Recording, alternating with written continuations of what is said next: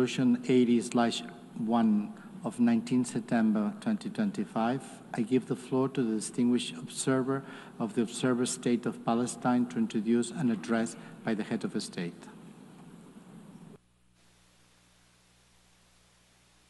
Bismillahirrahmanirrahim.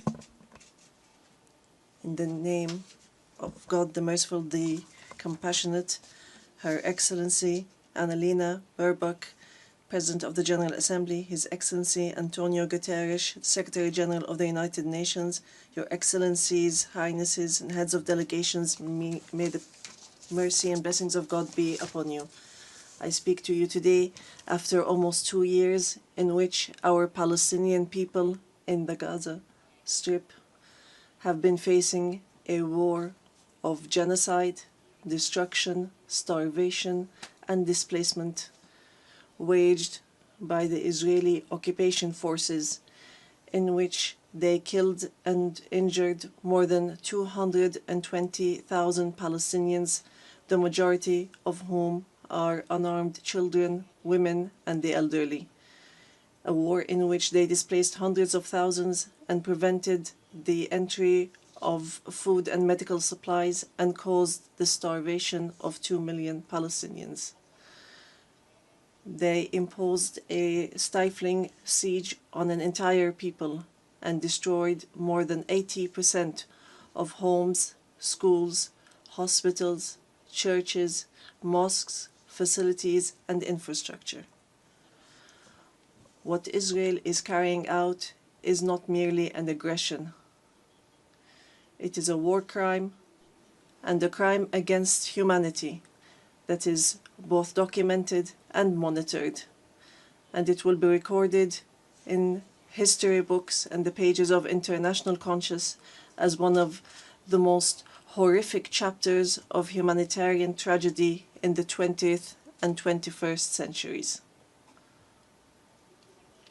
In the West Bank, including East Jerusalem, the capital of the state of Palestine, the extremist Israeli government continues to implement its settlement policies through illegal settlement expansion and developing projects for annexing settlements. The latest was the construction plan for E1, which would divide the West Bank into 2 parts and would isolate occupied Jerusalem from its surroundings and would undermine the option of the 2-state solution in a blatant violation of international law and relevant Security Council resolutions, specifically Resolution 2334.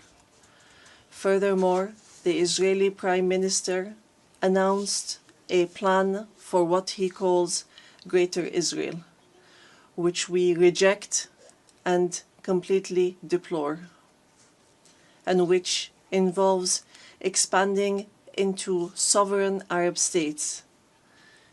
In addition to the brutal attack against the sisterly state of Qatar, which we condemn and see as an escalation that is grave and a blatant violation of international law, which requires a decisive intervention and deterring procedures and measures for such expansionary plans.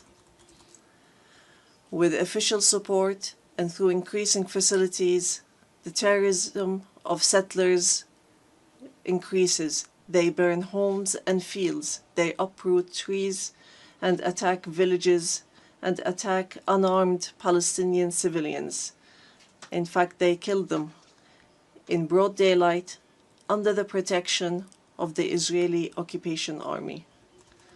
Furthermore, the Islamic and Christian religious sites in Jerusalem, Hebron, and Gaza Strip have not been spared the attacks which have damaged the mosques, churches, and cemeteries in a blatant violation of the historic status quo and in a clear violation of the provisions of the international law. Despite all what our people have suffered, we reject what Hamas carried out on the 7th of October. These actions that targeted Israeli civilians and took them hostages, because these actions do not represent the Palestinian people, nor do they represent their just struggle for freedom and independence. We have affirmed, and we will continue to affirm, that the Gaza Strip is an integral part of the state of Palestine, and that we are ready to bear full responsibility for governance and security there. Hamas will not have a role to play in governance. Hamas and other factions will have to hand over their weapons to the Palestinian National Authority as part of a process to build the institutions of a one state, one law, and one legal security forces. We reiterate that we do not want an armed state. Ladies and gentlemen, our wounds are deep and our calamity is great. 7 million Palestinians are still living the tragedies of the Nakba and displacement since 1948. Our people in the West Bank, including East Jerusalem, and in the Gaza Strip, are still living the tragedies of the Israeli aggression and occupation for decades. Years that our people have spent under occupation, killing, arrests, and settlement, and the theft of money, property, and lands. And this still continues without any deterrent or accountability. Years of oppression, deprivation, and the protection for the occupier, and enabling the occupier instead of protecting the people under the occupation, and more violations of the rights of our Palestinian people to self-determination, to freedom, dignity, independence, and sovereignty on the land of the occupied state, on the land of the state of Palestine occupied since 1967, including East Jerusalem. More than 1,000 resolutions at the United Nations, not one of them was implemented. There have been many efforts, many international initiatives, without reaching an end to this tragic situation that the Palestinian people are living under the yoke of occupation. In 1993, we signed the Oslo Accords, and we adhered to all its items, and we recognized the state of Israel. Israel, at the time, recognized the Palestine Liberation Organization as the sole legitimate representative of the Palestinian people. Based on that, we restructured our institutions, and we amended our national charter, and we rejected violence and terrorism, and we adopted a culture of peace. We made all our efforts to build the institutions of a modern Palestinian state that lives side by side in peace and security with Israel. But Israel did not adhere to the signed agreements and has worked systematically on undermining them. Ladies and gentlemen, just 3 days ago,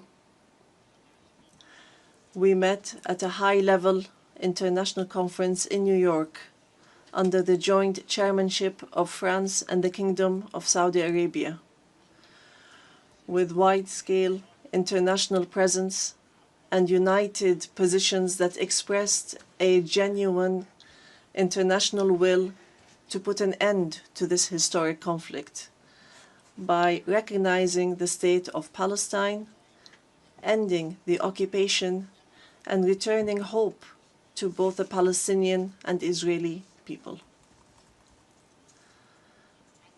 And here I would like to, on behalf of the Palestinian people, to express our gratitude and appreciation to all the states that recently recognized the state of Palestine, and those that intend to recognize the state of Palestine soon. We urge all the states that have not done so yet to recognize the state of Palestine. We call on supporting Palestine obtaining full membership in the United Nations. It should be noted that we have already recognized Israel's right to exist in 1988 and in 1993, and we still recognize this right. In this regard, we would like to thank France, the UK, Canada, Australia, Belgium, Portugal, Luxembourg, Malta, Monaco, San Marino, Andorra, and Denmark for their recognition of the state of Palestine. We would like to thank all 149 states which had previously recognized the state of Palestine. Our people will not forget this noble position.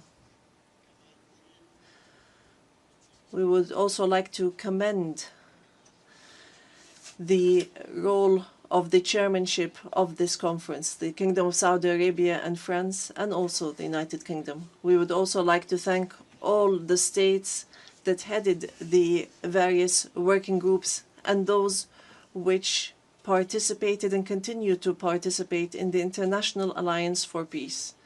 We would also like to thank the states that are supporting our efforts to stop the genocide and the occupation and achieve peace. We highly appreciate all the peoples and organizations around the world who protested in support of the rights of the Palestinian people to freedom and independence and to stop the war, destruction, and starvation. We reject confusing the solidarity with the Palestinian cause and the issue of anti-Semitism, which is something that we reject based on our values and principles.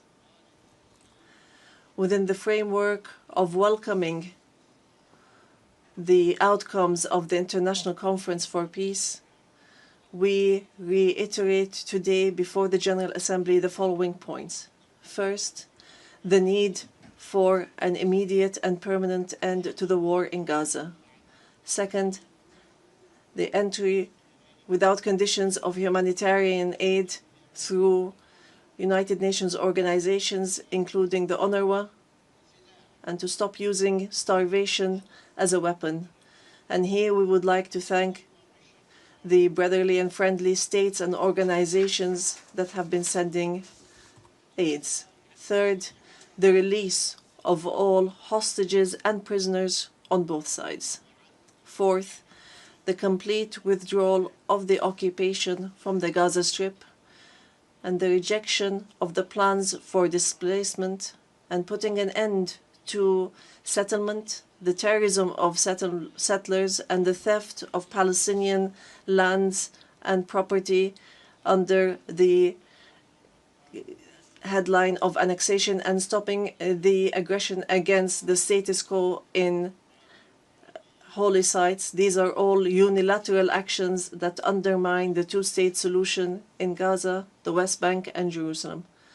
Fifth, the state of Palestine should take their full responsibility, starting with the Administrative Committee for the Gaza Strip, which is chaired by a minister in the Palestinian government, to manage the affairs of the Gaza Strip for a temporary period, and then to connect that with the West Bank, all through Arab and international support, and with Arab and international presence to protect civilians in Gaza and support the Palestinian forces under the umbrella of the United Nations, rather than being a replacement.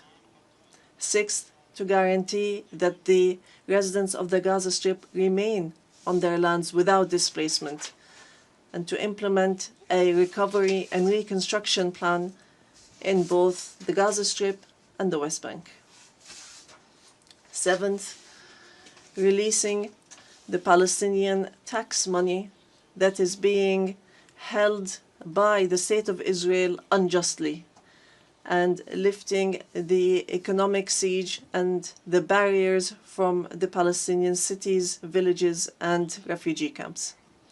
Eighth, supporting our national efforts towards reform and conducting presidential and parliamentary elections within a year after the end of the war. The practical procedures has begun. A committee has been assigned to draft a temporary constitution, and it will end its work within 3 months, so that we move from authority to state.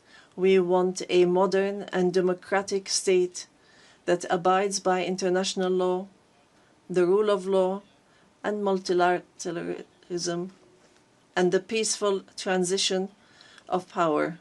And we are extremely keen to empower women and the youth. Ninth, we declare that we are ready to work with US President Donald Trump and with the Kingdom of Saudi Arabia and France, the United Nations, and all partners to implement the peace plan that was approved in the conference that was held on the 22nd of September, in a way that would lead towards a just peace and regional cooperation. Ladies and gentlemen, today we say clearly,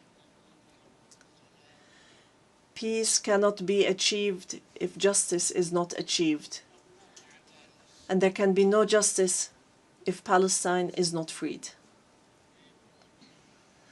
We want to live in freedom, security, and peace like all other people on earth, in an independent, sovereign state on the borders of 1967, with East Jerusalem as our capital, in security and peace with our neighbors.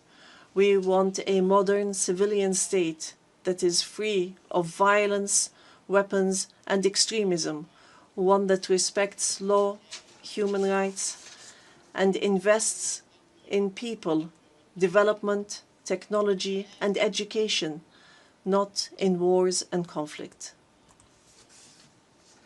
The time has come for the international community to do right by the Palestinian people, so that they may obtain their legitimate rights to be rid of the occupation and to not remain a hostage to the temperament of Israeli politics, which denies our rights and continue in their injustice, oppression, and aggression. We are continuing to move forward, and we will continue our peaceful, legal, and diplomatic fight to obtain our rights. In conclusion, we say to our sons and daughters in the homeland, in the exile, and in the diaspora, no matter how much our wounds bleed, and no matter how long the suffering lasts, it will not break our will to live and survive. The dawn of freedom will emerge, and the flag of Palestine will fly high in our skies as a symbol of dignity, steadfastness, and being free from the yoke of occupation. Palestine is ours.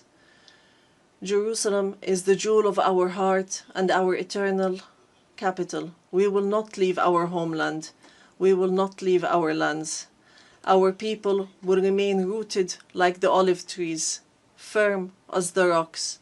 We will rise from under the rubble to rebuild, and to send from our blessed and holy land the messages of hope and the sound of truth and right, and build the bridges of just peace for the people of our region and the entire world.